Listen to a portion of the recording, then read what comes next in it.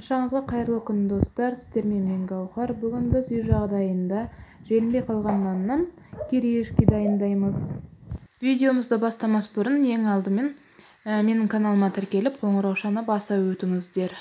Кириешкиімізді дайындау үшін ең алдымен бізге нанымызды турап аламыз. Оны ыдысымызға салып, дәміне қарай кішкене тұз қосамыз. Бұған приправа қосуға да болады, бірақ мен қоспадым. Одан ары қарата қара қызыл бұрышымызды дәмі кірсін деп қызыл бұрышымызды, қара бұрышымызды салып, үстінен 2 ас қасық майымызды құямыз.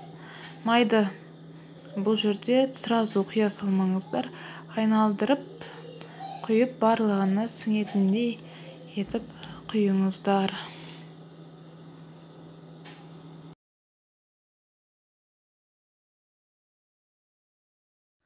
Майымызды құйып, жақсылап араластырып аламыз. Тұзы, бұрышы, майы барлығы нанымызға сіңуі керек. Одан ары қарата нанымызды, кириешкиімізді духовканың табасына салып, духовкамызға 10-15 минутқа қызартып қуырып аламыз. Кириешкиіміз дайын, сіздер де дайындап көріңіздер.